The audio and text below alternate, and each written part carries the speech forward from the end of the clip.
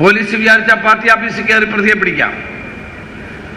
പക്ഷെ ജനാധിപത്യ സംവിധാനത്തിൽ അങ്ങനെ പാർട്ടി ഓഫീസിൽ ഇരച്ചു കയറി പ്രതിയെ പിടിക്കുന്നത് അത്ര ശരിയായ നടപടിയാണെന്ന് ഒരു ജനാധിപത്യവാദി കൂടിയായി ഞാൻ ഒരിക്കലും വിശ്വസിക്കുന്നില്ല.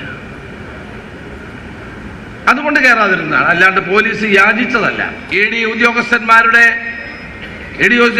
വന്ന എന്തിനാണ്? അത് അതിന്റെ വഴി. ഞങ്ങളെ അറിയിച്ചിട്ടല്ല, ഞങ്ങൾക്ക് ചിലർ ചോദിച്ചു ഞങ്ങളെ അറിയിച്ചിട്ടാണോ വരേണ്ടത്? അങ്ങനെയല്ല. കേരള പോലീസ് ഇത്തരം കാര്യങ്ങളിൽ ചെറിയ ഒരു വിവരം പലപ്പോഴും നൽകുന്നതാണ്. കാരണം ക്രമസമാധാന നില പ്രശ്നമുണ്ടാകാൻ സാധ്യതയുണ്ട് എന്ന് കണ്ടാൽ ഒരു ഇൻഫർമേഷൻ നൽകും. അല്ലാണ്ട് ഞങ്ങളോട് പറഞ്ഞ ലോകം മുഴുവൻ അറിഞ്ഞിട്ട് റെയ്ഡ് നടത്തണമെന്നല്ല പറഞ്ഞത്. അവിടെ പിണറായിയിൽ പ്രശ്നമുണ്ടായില്ല, കോഴിക്കോട് പ്രശ്നമുണ്ടായില്ല.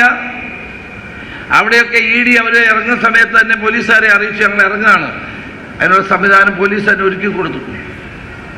തിരുവനന്തപുരത്ത് അങ്ങനെ ആരും പോലീസിനെ അറിയിച്ചില്ല. 300ഓളം പോലീസുകാർ, ഞാൻ ഓരോ മിനിറ്റും മോണിറ്റർ ചെയ്യുകയായിരുന്നു.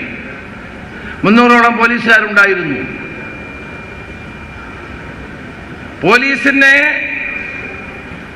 കവച്ചു വെച്ചുകൊണ്ട് വന്ന ആളുകൾ ആ വാഹനം തകർത്തിട്ട് പാർട്ടി ഓഫീസിൽ കയറി. പോലീസ് വിചാരിച്ച പാർട്ടി ഓഫീസിൽ കയറി പ്രതിയെ പിടിക്കാം. പക്ഷെ ജനാധിപത്യ സംവിധാനത്തിൽ അങ്ങനെ പാർട്ടി ഓഫീസിൽ ഇരച്ചു കയറി പ്രതിയെ പിടിക്കുന്നത് അത്ര ശരിയായ നടപടിയാണെന്ന് ഒരു ജനാധിപത്യവാദി കൂടിയായി ഞാൻ ഒരിക്കലും വിശ്വസിക്കുന്നില്ല. അതുകൊണ്ട് കയറാതിരുന്നതാണ്, അല്ലാണ്ട് പോലീസ് യാചിച്ചതല്ല.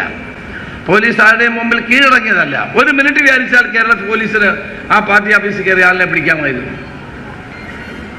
പക്ഷേ സമചിത്തതയോടെ കേരള പോലീസ് പ്രവർത്തിച്ചു. 21 പ്രതികൾ ഇന്ന് പോലീസ് കസ്റ്റഡിയിലാണ്. ഇന്നലെ ജാമ്യത്തിന് കോടതിയിൽ പോയപ്പോൾ കോടതി എന്താ പറഞ്ഞത് നിങ്ങൾ വായിച്ചില്ലേ? അവർക്കെതിരെ ശക്തമായ നിയമ നടപടികളുമായി മുന്നോട്ട് പോകും. നിയമം കയ്യിലെടുത്ത് ജനജീവിതത്തെ ദുസ്സഹമാക്കി അക്രമങ്ങൾ അഴിച്ചുവിടാമെന്ന് വിചാരിച്ചാൽ അത് കേരളത്തിൽ നടപ്പാക്കാൻ അനുവദിക്കുകയില്ല എന്ന് തന്നെയാണ് എനിക്ക് പറയാനുള്ളത്. ആ കാര്യത്തിൽ ആഭ്യന്തര വകുപ്പ് ശക്തമായ നടപടിയുമായി മുന്നോട്ട് പോകും. ഒരു സംശയവും വേണ്ട, ആരാണെങ്കിലും. ഞങ്ങൾ അധികാരത്തിൽ വന്നിട്ട് കേവലം 12 ദിവസമേ ആയിട്ടുള്ളൂ. 10 വർഷം നാട് ഭരിച്ചവർ ചെറിയ സംഭവങ്ങളുടെ പേരിൽ നാട്ടിൽ കലാപമുണ്ടാക്കാൻ ശ്രമിച്ചാൽ അത് ജനങ്ങൾ തിരിച്ചറിയുമെന്ന് നിങ്ങൾ കരുതണം. ഇതെല്ലാം ജനങ്ങൾ കാണുന്നുണ്ട്. 10 വർഷം കേരളം ഭരിച്ച് 100 കണക്കിന് കോൺഗ്രസ്സുകാരുടെ UDFകാരുടെ പേരിൽ കേസ് നീക്കിയാണ്. ഞങ്ങളൊരു പോലീസ് സ്റ്റേഷൻ കയറി ആക്രമിച്ചില്ല. ഞങ്ങളൊരു ഹർത്താലും നടത്തിയില്ല. 10 വർഷം ഒരു ഹർത്താലും നടത്തിയില്ല. അധികാരത്തിന് പുറത്തുപോയി 10 ദിവസം കഴിഞ്ഞപ്പോൾ അക്രമത്തിന്റെ ഭാഷ CPM ഉപേക്ഷിക്കണം, ചെയ്യാൻ പാടില്ലാത്തതാണ്.